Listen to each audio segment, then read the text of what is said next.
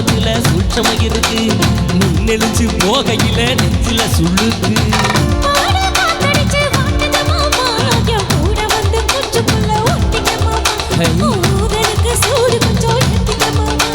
ஒன்று ரெண்டு நவா பழம் காய்ச்சிருக்கு கொய்யா பழம். மூடி வைக்காத திங்காம வீண் அடிக்காத.